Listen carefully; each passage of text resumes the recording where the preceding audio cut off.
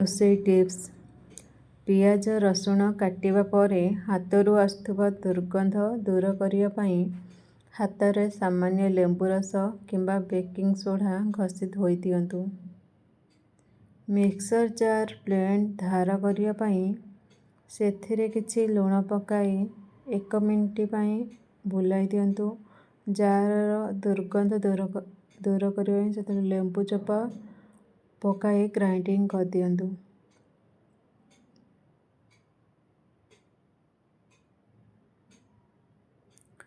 Plastic ଡବାରୁ ତେଲିଆ ଅଂଶ ଓ ଦୁର୍ଗନ୍ଧ ଦୂର କରିବା ପାଇଁ ସେଥିରେ ସାମାନ୍ୟ ବେକିଂ ସୋଡ଼ା ଓ ଗରମ ପାଣି ପକାଇ 15 ମିନିଟ୍ ରଖିବା ପରେ ସଫା କରନ୍ତୁ।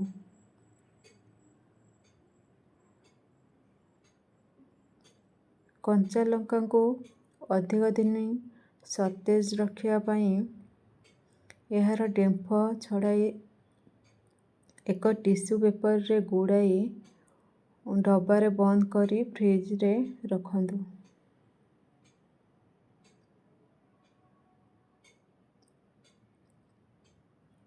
ସୁଜିକୁ କେବେ ମଧ୍ୟ କଞ୍ଚା ରଖନ୍ତୁ ନାହିଁ। ଏହାକୁ ସାମାନ୍ୟ ଭାଜି ଏୟାରଟାଇଟ୍ ଡବାରେ ରଖିଲେ ସେଥିରେ ପୋକ କେବେ ବି ଲାଗେ ନାହିଁ।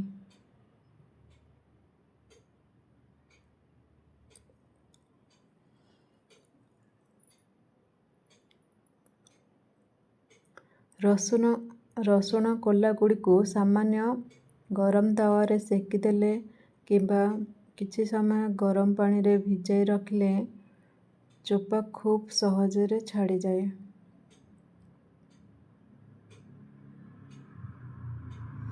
ପିଆଜ କାଟିବା ପୂର୍ବରୁ ତାକୁ 10 ମିନିଟ୍ ପାଣିରେ ବୁଡ଼ାଇ ରଖିଲେ ଆଖିରୁ ପାଣି ବାହାରେ ନାହିଁ।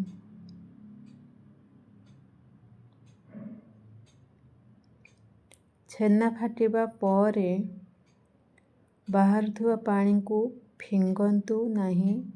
ଏହାକୁ ଅଟା ଚକଟିବାରେ କିମ୍ବା ତରକାରୀ ଗ୍ରେଭିରେ ବ୍ୟବହାର କଲେ ସ୍ୱାଦ ଦ୍ୱିଗୁଣିତ ହୁଏ। ଅଟା ଚକଟିବା ସମୟରେ ଥଣ୍ଡା ପାଣି ବଦଳରେ ଉଷୁମ ଗରମ କ୍ଷୀର କିମ୍ବା ସାମାନ୍ୟ ଦହି ବ୍ୟବହାର କଲେ ରୁଟି ଓ ପୁରୀ ଅତ୍ୟନ୍ତ ନରମ ହୋଇଥାଏ। ଟମାଟୋକୁ ଗ୍ରାଇଣ୍ଡ କରିବା ସମୟରେ ସେଥିରେ 2-3ଟି ଲବଙ୍ଗ ପକାଇଲେ ଏହାର ସ୍ୱାଦ ବଢ଼ିବା ସହ ପ୍ୟୁରି ଅଧିକ ଦିନ ଭଲ ରହେ।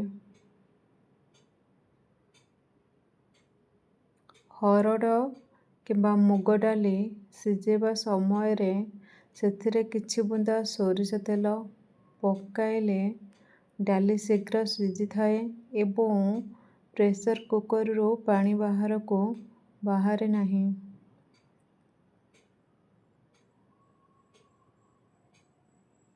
ମସଲା କଷିବା ସମୟରେ